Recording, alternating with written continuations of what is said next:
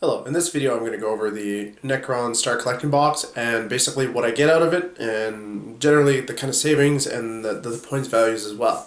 Now the Necron Star Collecting Box itself is about $100 Canadian that you can get from Games Workshop, online, whatever kind of local store you might have. So if you look at that in terms of kind of what you get for free, your Tri-Rock Stalker is about $59.50. None of this is including taxes, but he's about $59.50. The Warriors are about $43.50. So right there, you're looking at about $103, and you get 12 Warriors, 3 Scarab bases, the Tri-Rock Stalker, and an Overlord, which is valued at $34 on the website. So right there, you're basically getting your Overlord more or less for free.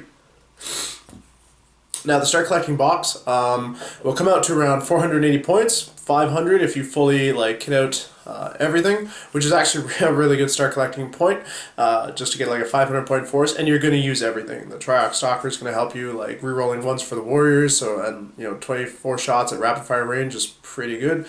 Your Scarabs are going to screen for your Overlord or your Stalker. So in my opinion, the Star Collecting Box is a really good value. So let's talk about kind of like the individual units and what I am going to be using them for. So as you see here, I've got the Scarabs, 3 bases. I only put 3 Scarabs per base because in my opinion they have 3 wounds each. So I put 3 on, which generally will net me an extra base per warrior box. So these guys I like to use as screen. So if something's kind of coming for me, I'll put them in front and I'll push them up and kind of bubble wrap them, or I'll have them go out and you can get objectives kind of mid to late game as they're super speedy. Or with a whole squad of 9 of them, you can really throw them at something and bog them down, because 9 of them, that's going to take a while to mulch through. And with the fact that they're hitting on 3s, wounding on 5s, regardless of toughness, is really nice, really powerful. So here we have our Tri-Arc Stalker. The really nice thing about the Tri-Arc Stalker that I like is the fact that you can kind of equip him with a good bit of different weapons. You've got your Heat Ray. I know I screwed that up in the video. So you've got your Heat Ray, which gives you kind of a little anti-tank and melta. You've got your Gauss Cannon, your Heavy Gauss Cannon, which basically gives you a nice 36-inch range, strength 9, good AP weapon to throw down wounds from a distance and kind of increase the range that you can keep your stalker back and allow the rerolls to hit for anybody shooting at that what is it called? The unit that he's attacked that turn. So that's what I like about the Stalker. He really has a lot of things going for him, and just a great amount of versatility with the weapons you can bring. And he's not really a slouch in combat. He has a decent strength. He has a good amount of attacks.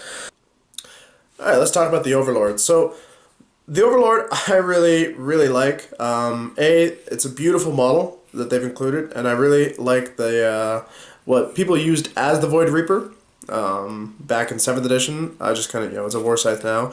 It looks like really cool. And I really enjoyed painting him because he provided a good opportunity to try my hand at Jules on his cape. And overall, he's just a solid model with his strength and toughness, his ability to deal a fair amount of wounds to whatever he's attacking. Definitely wouldn't suggest putting him up against monstrous creatures. I personally would throw him at elites and just kind of most through, Terminators, etc. The My Will Be Done on whatever you can kind of get them on, especially like Tesla Immortals. So basically, My Will Be Done allows you to get +1 to your hit and hit rolls in close combat and shooting.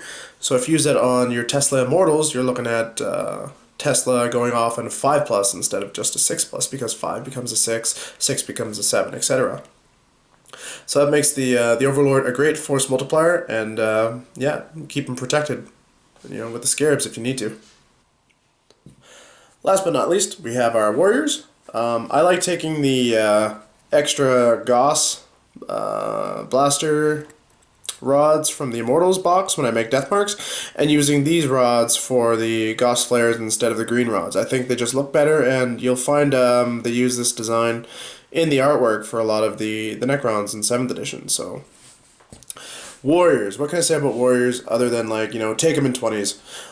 The Star Collecting box does come in with 12. I only have 10 here because I'm using the other 2 to start making flayed ones. And so I felt the more warrior boxes I buy, the extra 2 can eventually just be converted into flayed ones, and I'll have, you know, an army of flayed ones in no time because, you know, warriors are so good. With that being said, you know, they got a 4+ save. Their base weapon is amazing because it's one of the few base that have -1 AP. So, you know, just stick these guys down with 20 of them and just really in the center of the board, move them up, rapid firing anything that comes close, and, like, you know, they're gonna have a bad time.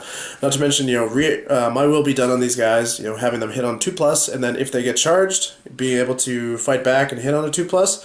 That's huge when it comes to, you know, surviving combat enough to start the attrition war, where you start reanimating every turn and your opponent just can't grind through them, because hopefully you get lucky, or maybe you won't get lucky at all and your opponent just wipe them out. But yeah, Warriors, I love them. I've got quite a few, and I plan on getting a lot more.